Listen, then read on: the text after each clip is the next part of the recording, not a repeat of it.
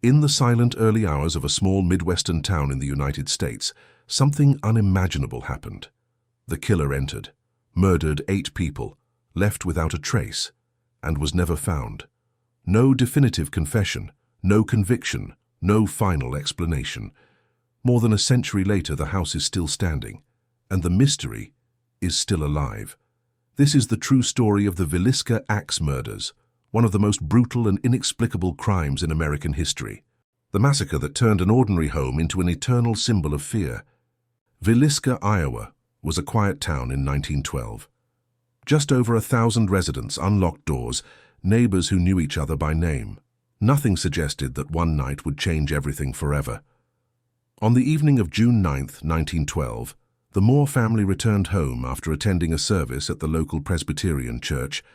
Josiah Moore, his wife Sarah, their 4 children, Herman, Catherine, Boyd, and Paul, and 2 guests, sisters Lena and Ina Stillinger, settled in for the night.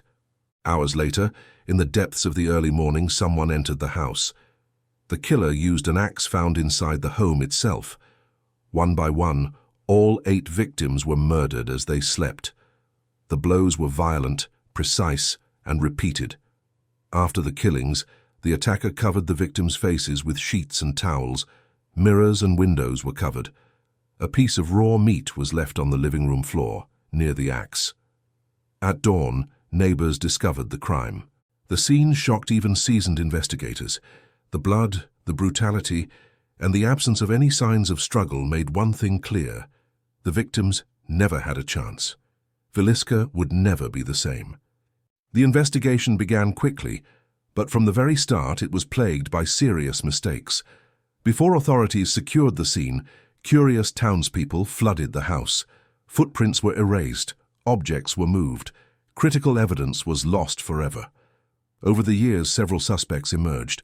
One was William Mansfield, Josiah Moore's brother-in-law, who had a history of violent behavior. Another was Frank Jones, a local businessman who had ongoing business conflicts with Josiah.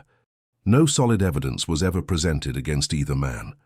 The main suspect, however, was Reverend George Kelly, a traveling preacher who was in town at the time of the murders. Kelly had a documented history of mental instability and at one point confessed during interrogation. He later recanted, claiming the confession was coerced.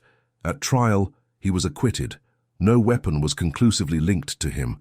No witness placed him inside the house. No physical evidence supported the accusation. The case went cold, files were closed, and justice never came. As the decades passed, the Moore house gained a dark reputation. Reports of unexplained noises, footsteps, voices, and moving objects began to surface. Visitors described feelings of nausea, intense fear, and the unsettling sense of not being alone.